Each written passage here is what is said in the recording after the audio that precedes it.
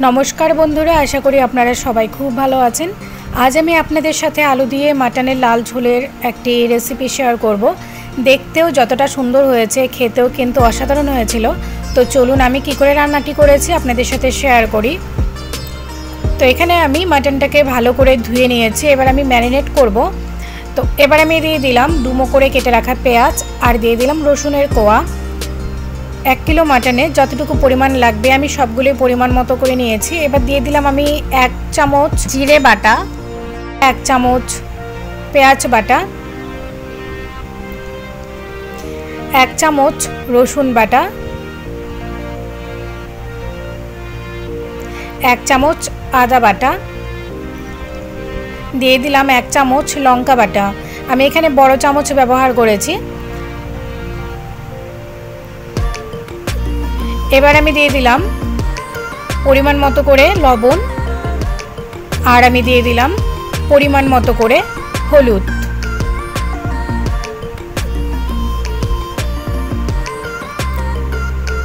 এবার আমি হাত দিয়ে মাটনটাকে ভালো করে মশলার সাথে একটু মেখে নেব।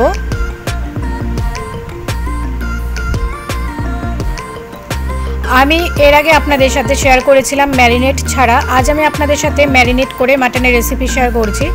আমি টক দই ফেটিয়ে রেখেছিলাম, এখন আমি দিয়ে দিলাম টক দই। টক দইয়ের সাথে মাটনটাকে বেশ ভালো করে আমি ম্যারিনেট করে রাখবো।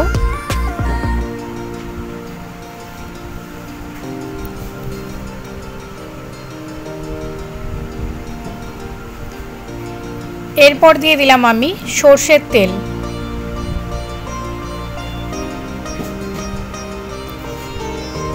সরষের তেল দিয়ে আমি ম্যারিনেট করে আধ ঘন্টার মতো রেখে দেব।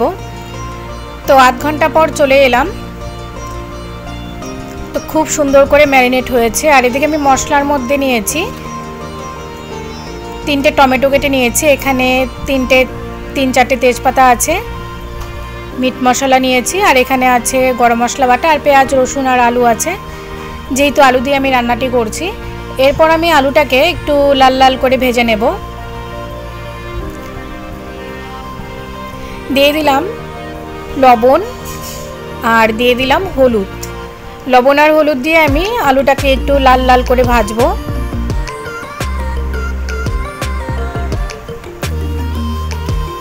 তো এদিকে আমার আলুটা ভাজা হয়ে গেছে। এরপর আমি আলুটাকে একটা পাত্রে তুলে রাখলাম আর এর মধ্যে আমি একটু জল দিয়ে দিলাম ঝোলের জন্য। এটাই আমি গরম করে নেব, জলটা একটু ফুটিয়ে নেব। এরপর কড়াইতে আমি দিয়ে দিলাম সরষের তেল, ফোড়নে দিয়ে দিলাম গোটা জিরে। জিরেটা একটু ভাজা হওয়ার পর আমি দিয়ে দিলাম এবার পেঁয়াজ কুচি আর দিয়ে দিলাম 4-5টা রসুনের কোয়া। যেহেতু আমি ম্যারিনেটে অনেকটাই পেঁয়াজ রসুন দিয়েছি আর বাটাতেও দিয়েছি, সে কারণে আমি এখানে একটু অল্প পরিমাণেই দিলাম। আর দিলাম এখানে 3-4টে তেজপাতা মাঝখান থেকে টুকরো করে নিয়েছি আর দিয়ে দিলাম দারচিনি। এরপর আমি দিয়ে দিলাম টুকরো করে কেটে রাখা টমেটো। এখানে আমি মাঝারি সাইজের 3টা টমেটো কেটে নিয়েছি টুকরো করে। এবার আমি ফোড়নটাকে বেশ ভালো করে ভেজে নেব আর টমেটোটাকেও কিন্তু একটু ভালো করে ভেজে নেব। টমেটোটা একটু গলে গেছে, আমি টমেটোটাকে গলিয়েই নিয়েছি, তাহলে কিন্তু কালারটা খুব সুন্দর আসবে। এরপর আমি ম্যারিনেট করে রেখে দেওয়া মাংসটা দিয়ে দিলাম, ভালো করে একটু কষিয়ে নেব। যেহেতু আমি আগেই নুন দিয়ে রেখেছিলাম আর দইও ছিল, সে কারণে অনেকটাই জল ছেড়ে আসছে, তা আমি কিন্তু এখন আর কোনো জল দিব না। তো কষাতে থাকবো আর অনেকটাই কিন্তু জলও ছেড়ে আসবে। মাটন কষানোর সময় অনেকটাই জল ওঠে, তো এই জলেই কিন্তু আমি মাটনটাকে ভালো করে কষাবো।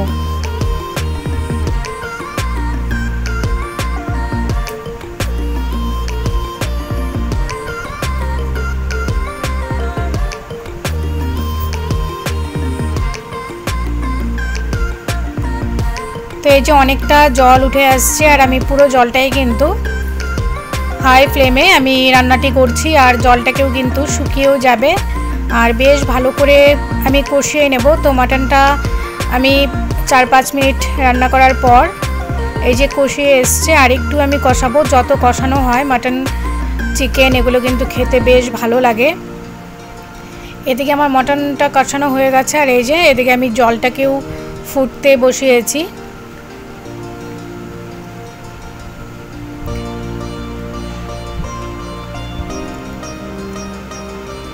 তো মাটন থেকে তেলও ছেড়ে আসছে, আর মাটনটা কিন্তু খুব সুন্দর করে কষানো হয়েছে।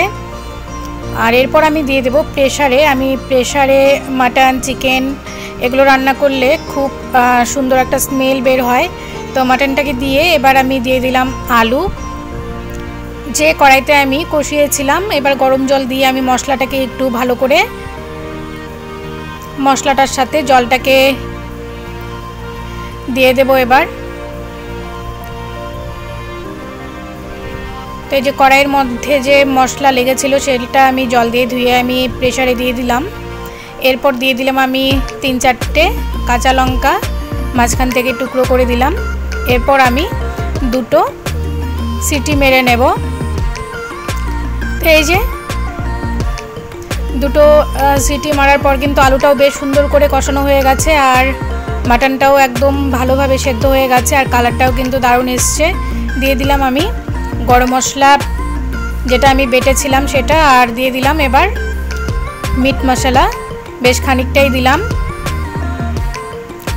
আর কালারটা কিন্তু দারুণ এসছে, আর গন্ধটাও কিন্তু খুব সুন্দর বেরিয়েছিল।